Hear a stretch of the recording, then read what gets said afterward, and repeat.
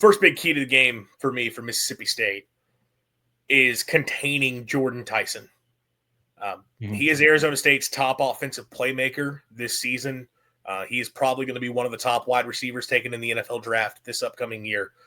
He's a guy that can win one on the outside. He's a great possession receiver. He can win in contested catch situations. I think if you watched Arizona State last week, there were so many times Leavitt was just throwing it up to Tyson even when he was covered, and really just did a great job of going out and finding ways to come down with the football. He is someone that they will move around. They'll put him in the slot. They'll put him into different spaces so they can get him some easy touches, throw screens to him. He is the featured playmaker in their offense. And for Mississippi State's defense, I think containing him has got to be priority number one, because while there are other playmakers on this Arizona State offense, I do think even without Cam Scadaboo, Kyson Brown and Malik Brown in the backfield are two very talented running backs, both of whom could be a factor in the passing game. They have a tight end, Mateer, who's a really good player, who didn't get involved much in the last game, but that's a guy that he had 5 touchdowns a season ago, and that's someone that they want to throw to. And I know they've got a couple of receivers, which one of them, I think his last name's Moss, is sort of dealing with some injuries, so they're going to see whether or not he can play. They've got some other pass catchers as well they think they can get involved. None of those guys come close to what Jordan Tyson brings.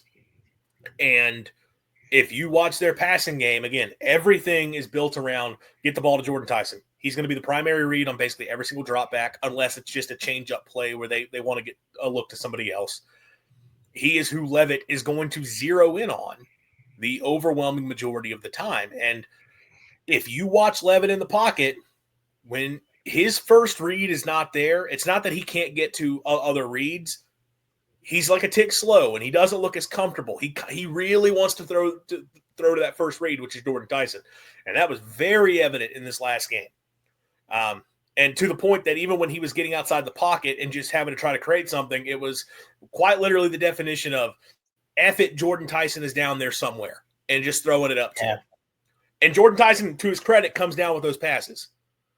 But I think if you were Mississippi State, priority number one has got to be force Sam Leavitt to have to throw the football to anyone other than Jordan Tyson. Now, he's not a guy that you're going to be able to completely take away. But, look, State's corners played really well against USM. They've got to play really well in this game. State safeties have to play well, too, because, as I mentioned, they will put him in the slot. All right? It's not just a case of the corners on the outside. They will move him around to find matchups. And if a guy like Brian Lanier or Isaac Smith is not going to hold up well in coverage, like, they're going to have a rough day. Now, Lanier, I thought, played really well all this past Saturday as well against USM. And Isaac Smith, we know what type of player he is. Although, look, Isaac Smith, I don't think against a top receiver in coverage is a matchup I necessarily want to see. So State's going to have to be wary of that. They're going to have to find ways to contain him. But I think that is going to be priority number one on defense for Sam Leavitt to have to throw to somebody not named Jordan Tyson in this game. I think State's best chances offensively come down to that. My second – go ahead. Oh, I was just going to say that I agree with you, especially considering this past game for State. I was actually very pleased to see that it wasn't just Isaac Smith back there in the secondary, and that Brylan Lanier stepped up pretty big, having an interception in that last game. But you can continue on, man. I was just saying that I agree with you for sure, and I do think that they're going to have to take away Arizona State's key weapons in terms of just, recognizing that they're built for moments like this, I think. And I think they proved that last week against Southern Miss. I think Arizona State, for as much talent as they have, they're very much the definition of an offense where a lot of their functioning comes down to a couple playmakers. And what I mean by that is their success offensively is dictated by whether or not their top guys get involved, typically. And you may not need both of them, but like last year it was a lot of, okay, either Cam Scadaboo's running wild or we're going to Jordan Tyson. If we get both, the offense is going to be awesome. If we get one of the two, we have a chance. This year, again, I think they have other talented playmakers, but they have not shown somebody else to the level of a Cam Scadaboo yet, even though I do think they got some good running backs. They've got to prove that somebody other than Jordan Tyson can be the guy on offense that they can force feed touches to and have success with. Key number 2, and this is the other part of it, and I know Sven was talking about it here just a second ago. You have to contain Sam Levitt. You cannot let his legs be a determining factor in this game. He is a very dangerous dual threat. He is very fast in the open field. Last year, he got State on a couple of scrambles where they thought they had him taken away, and he was able to make a guy miss and go pick up yardage. He is dangerous making those plays off script, both with the scrambles and then also keeping the play alive and finding Jordan Tyson open down the field. And again, as I mentioned, Jordan Tyson being open may not literally mean open. It's mean Jordan Tyson will just go find a way to catch the football. You have to contain Levitt. You cannot let him scramble around. I think keeping him in the pocket is your best bet because, again, if you can get him off his first read, and what I'm talking about here would mean we are taking away Jordan Tyson and we are containing Sam Levitt. So I'm getting him off his first read, and I'm not letting him scramble around. That's where I think he gets into trouble because he doesn't speed things up enough, and that's where I think your pass rush can get home. Sam Levitt, if you let him throw to Jordan Tyson and you let him scramble around, Mississippi's defense is going to get lit up on Saturday. Those are the two big – you have got to contain Jordan Tyson as much as possible, and you cannot let Sam Levitt play superhero ball just running around all day. Like those have got to be the two big things you focus on. If you keep Sam Levitt in the pocket, I think you have a better chance of coming out successful in this game, as so long as you're not letting him just immediately throw it to Tyson or throw to his first read, play after play. Any thoughts on that, Christian? Yeah, I mean, it almost makes you think of, and I'm trying to think of a good example here, but we have seen teams in college football in recent years, like I think Alabama's a terrible example because they've had tons of receivers. But again, there's been teams over the years in college football where you had your quarterback for Arizona State at Sam Levitt, and then you have your go-to wide receiver. For them, it's Jordan Tyson. If you take those guys away, especially I think if you you could probably even put their backup quarterback in, which I don't even know who it is. And you could still have Jordan Tyson. They probably still get the job done. But you're gonna if you could take them, I'm not saying like get them hurt, get them out of the game. I'm not saying that, but if you can contain them defensively, if you're Mississippi State, I think you win this game. I think you win that battle, and you'll make them look very pedestrian. Yeah, I think it is about limiting Arizona State as much as possible. Mm-hmm. Their backup, I will say, is Jeff Sims, who is somehow still in college football, and he is a fumble and turnover machine. So I would say if the backup's in, they're probably going to lose.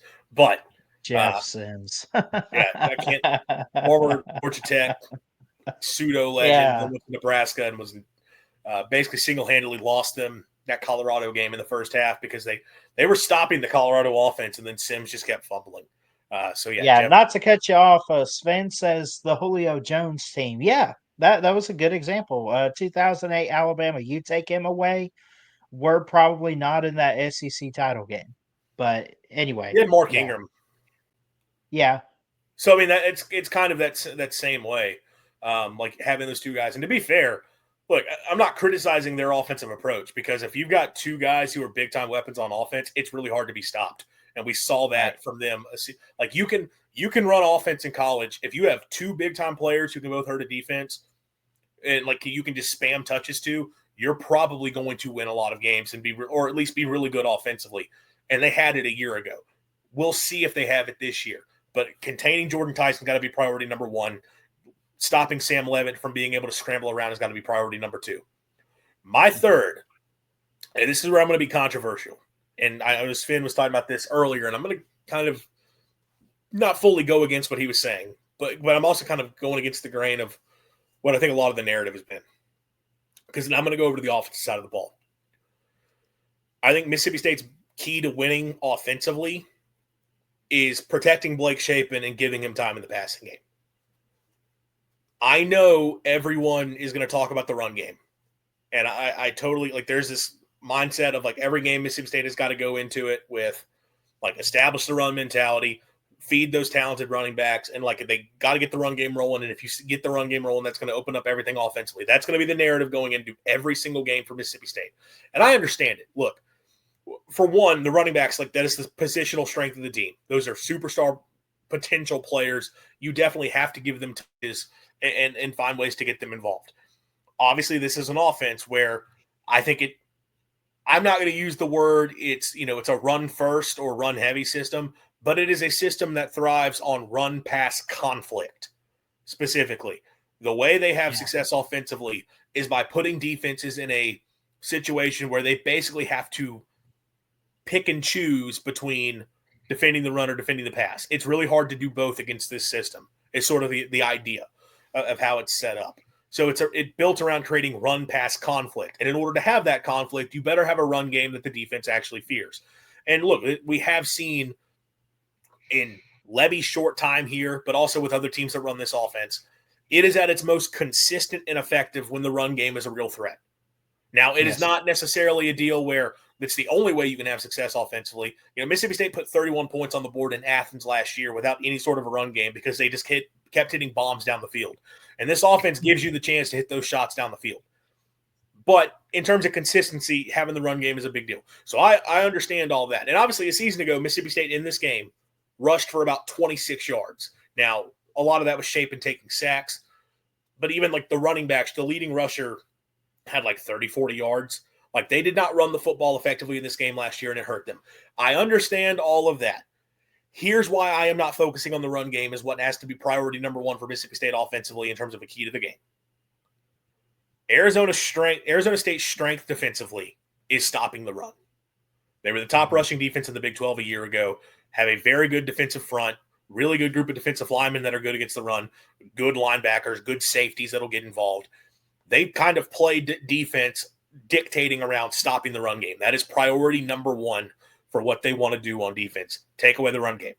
That puts a lot of pressure on their secondary to play aggressive, and you'll see those numbers where you'll see like the secondary can generate some big plays with some turnovers, pass deflections, don't give up a lot of completions, but there's the other side to it where they're at times susceptible to the passing game. You can find opportunities throwing the football against them. And I think we kind of saw that with Mississippi State in this game a season ago. State was able to throw it on them a little bit, more so in the second half. But when Shapen was protected and was not under pressure last year, State was able to throw it in this game a little bit. And if you look at the teams Arizona State played a season ago, the ones who had the most success offensively were the ones that were able to throw the football on them. Week 1, Northern Arizona, they found success throwing the football against Arizona State. You're going to get some one-on-one opportunities outside. You're going to find some space underneath against them. That's kind of how they want to play. And I think if you're Mississippi State, I'm not saying don't run the football. I'm not saying you shouldn't look to find success on the ground because, yes, those running backs are guys you have to get involved. And when you get looks to run the ball, when it's a light box or when there's just a favorable, like, hey, hand off into this, absolutely, you better be able to hand it off and get 4, 5, 6 yards with consistency because last year you couldn't do that. Last year, teams would give State those looks, and it was like 2, 3 yards or 0 yards because they couldn't block it up front. You need to block better in the run game. You've got to be able to run it when you have looks to in this game. You got to be able to convert in short yardage when you can in this game. But on a down-by-down basis, I think State's best opportunities against Arizona State are actually going to come through the air. And I don't think State's mentality going into this game needs to be establish the run game first. Like, let's get the run game rolling. I think the mindset going into this game needs to be, one, let's take what's there.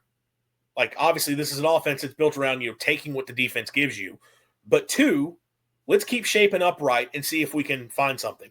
Now, obviously, that still puts pressure on the offensive line because they've got to hold up against a talented defensive front of Arizona State. A group that, though, to be fair, not like the best pass rushers. They've got good defensive linemen, but they didn't always get home last year. Now, they feel they're better at that this season. And against Mississippi State, they got home because State's offensive line was cheeks last year. You'll see. We'll have to see if it's the same situation in this game because, look, Southern Miss a few times was able to get pressure in week 1. So we'll have to see on that. But I still tend to go into this game. I understand why everyone is focusing on the run game. I think State's best chances offensively are going to come throwing the football. Not saying don't run it. Not saying don't feed your tailbacks, but I think having a mentality of just hand the ball off because that's just what we need to do is not the right approach to take in this game. I think State should look to protect Shapen, find some ways to get your receivers involved because I think that's where your best opportunities at moving the ball are going to come from.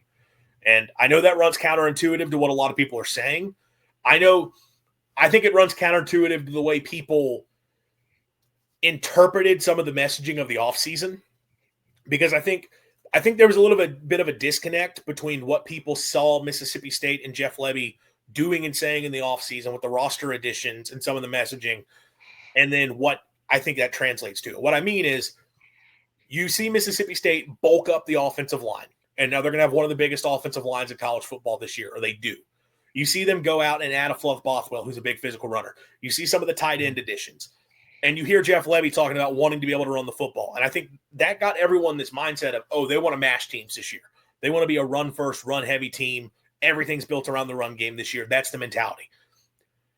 I don't think that's actually what the mentality is. And to be clear, if I'm wrong on this, I'm just wrong. I could be misinterpreting this myself. But I think those moves were more of a case for State of looking at this and saying, when we have looks to run the football, we've got to be able to run the football. Because last year they couldn't. So when we have a light box from the defense, when we have even numbers, 2 high safeties, we should be able to hand it off and find success because last year we couldn't do that with consistency. Teams should not be willing to just concede the run game to Mississippi State. And I think that's where State's emphasis came from. What I don't think the mindset was going into the offseason is we're just going to be a run-heavy team. It's like run, run, run. That is the mindset of this team. I think they still want the passing game to be a huge part of what they do. I still think they want to be able to lean on it. I think when we have looks to throw the football, they want to be able to throw the football effectively. And it's not just about setting up the pass. It's about taking what the defense gives you on any given play. I think, to me, that's how I interpreted the moves they made this offseason.